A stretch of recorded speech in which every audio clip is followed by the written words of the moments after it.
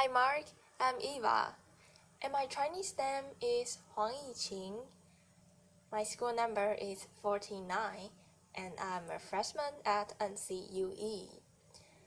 Megan Washington. Why I live in mortal dread of public speaking.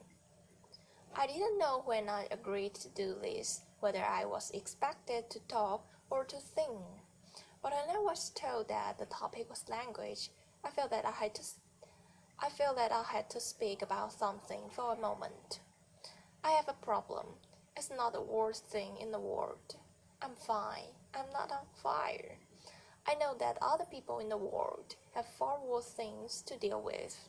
But for me, language and music are inextricably linked through this one thing. And the thing is that I have a stutter. It might seem curious given that I spend a lot of my life on the stage. One would assume that I'm comfortable in the public sphere and comfortable here, speaking to you guys. But the truth is that I've spent my life up until this point, and including this point, living in mortal dread of public speaking. Public singing, whole different thing, laughter. But we'll get to that in a moment. I've never really talked about it before so explicitly. I think that's because I've always lived in hope that when I was a grown up, I wouldn't have one. I sort of lived with this idea that when I'm grown, I've learned to speak French, and when I'm grown, I'll learn how to manage my money, and when I'm grown, I won't have a stutter, and then I'll be able to public speak and maybe the prime minister and anything possible and, laughter. So I can talk about it now because I've reached this point where, I'm 28. I'm pretty sure that I'm grown now, laughter, and I'm an adult woman who spends her life as a performer with a speech impediment. So I might as well come clean about it. There are some interesting angles to having a stutter.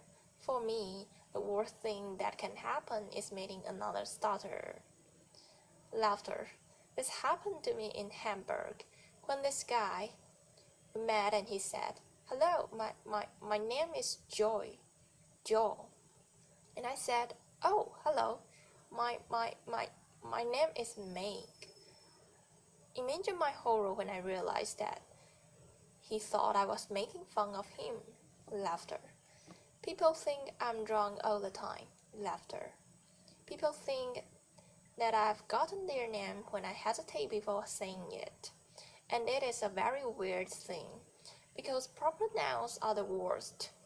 If I'm going to use the word Wednesday in a sentence, and I'm coming up to the word, and I can feel that I'm going to stutter or something, I can change the word to tomorrow, or the day after Tuesday, or something else.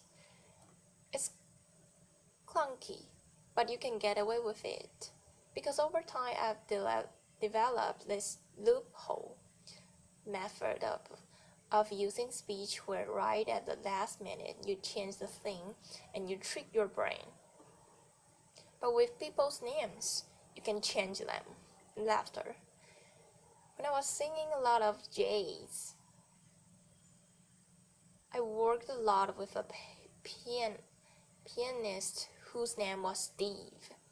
As you can probably gather, ss and ts, together or independently, are my kryptonite. But I would have to introduce the band over this rolling vamp.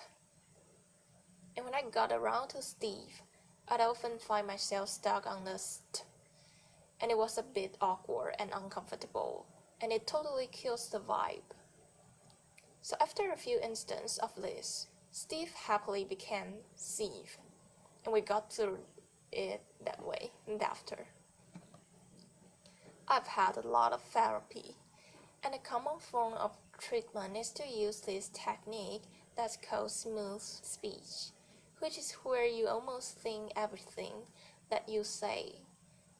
You kind of join everything together in this very sing-song, kindergarten teacher way, and it makes you sound very serene, like you have had lots of Valium, and everything is calm. Laughter is not actually me, and I do use that. I do. I use it when I have to be on panel shows or when I have to do radio interviews. When the economy of airtime is paramount, laughter. I get through it that way for my job. But as an artist who feels that their work is based solely on a platform of honesty and being real, this feels often like cheating. Which is why before I sing, I wanted to tell you what singing means to me. It's more than making nice sounds, and it's more than making nice songs. It's more than feeling known or understood. It's more than making you feel the things that I feel. It's not about mythology or mythologizing myself to you. Somehow, through some miraculous synaptic function of the human brain, it's impossible to stutter when you sing.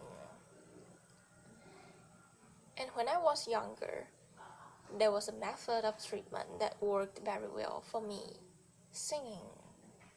So I did it a lot, and that's why I'm here today. Applause. Thank you. Singing for me is sweet relief.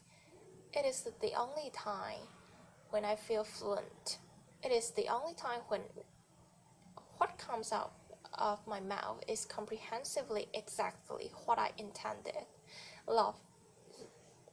Laughter. So I know that this is a tech talk, but now I'm going to tech sing. It is a song that I wrote last year. Thank you very much. Thank you. Applause. Piano. I will be a beauty, but my nose is slightly too big for my face. And I will be a dreamer, but my dream is slightly too big for this space. And I will be an angel, but my halo, it pales in the glow of your grace. And I would be a joker, but a card looks silly when you play your ace. I'd like to know, are there stars in hell? And I'd like to know if you can tell that you make me lose everything I know, that I cannot choose to or not let go. And I'd stay forever, but my home is slightly too far from this place.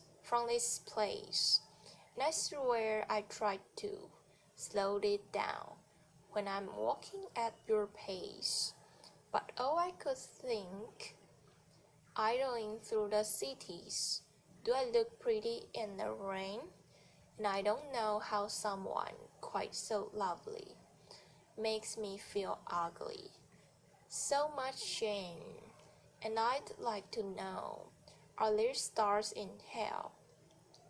And I'd like to know if you can tell that you make me lose everything I know, that I cannot choose to or not let go. Thank you very much. Applause.